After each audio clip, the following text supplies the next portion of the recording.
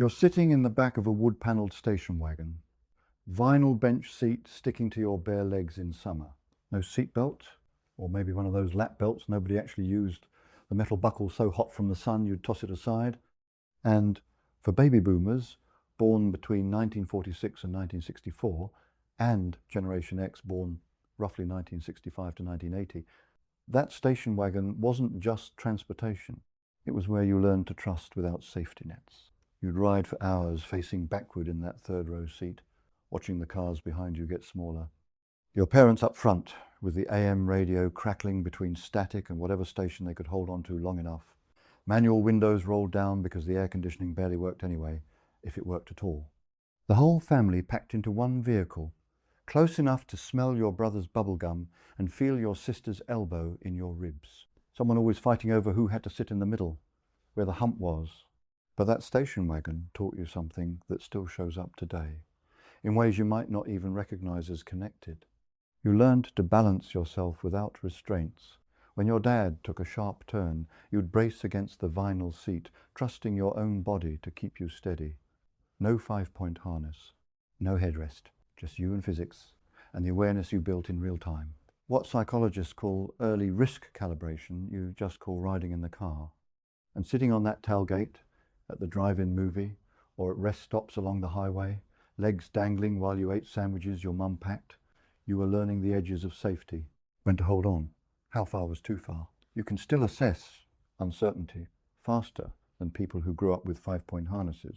But the station wagon built something else too, something about trust that researchers are only recently beginning to understand. Think about that rear-facing seat. You're 6 years old, watching the road disappear behind you, unable to see where you're going. Just trees and telephone poles and cars shrinking into dots. And you trusted completely that your parents knew the way. What neuroscientists call secure attachment formation, you just call family road trips. That's why you can delegate without micromanaging, why you're comfortable not knowing every detail of the plan. You learned early that sometimes you can't see where you're going, and that's fine. Brain scans now confirm what you already knew. Children who practiced manageable risk with trusted caregivers built different neural pathways. Not blind faith, calibrated confidence. The kind where you can let go of control because you've practiced it. The vinyl seats, the lack of personal space, everyone packed together for 8-hour drives to visit relatives. You'd think that would create claustrophobia. It did the opposite. Those road trips built your tolerance for discomfort, not trauma, not suffering, just the ability to sit with things that aren't perfect. Your brother breathing too loud. The sticky seats that pulled at your skin every time you shifted. The hot car before the weak AC kicked in, windows down and highway wind whipping your hair into your face. You adapted because that's what the situation required.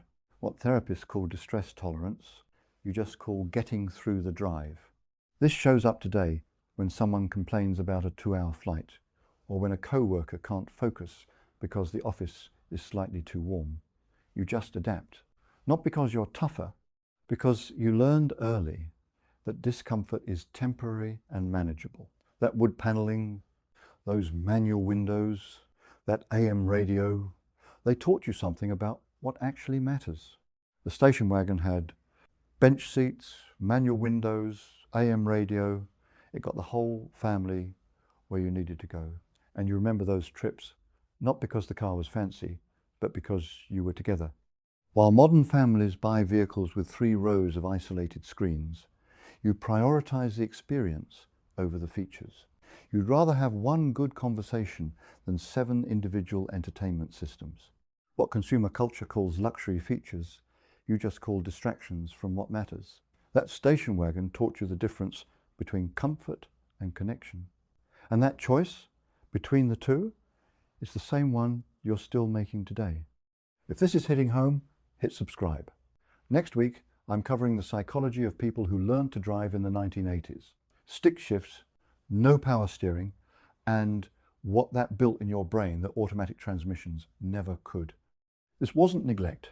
It was preparation for a world where nothing is perfectly safe or perfectly comfortable, where trust comes from experience, not equipment, where being together matters more than being comfortable. what modern parenting calls free range or risky.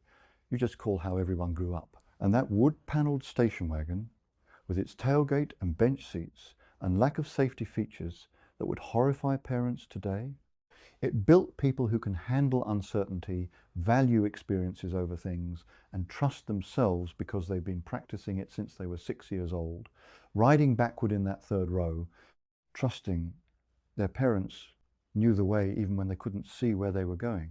The world got safer, the cars got smarter, but something was lost when we wrapped everyone in bubble wrap.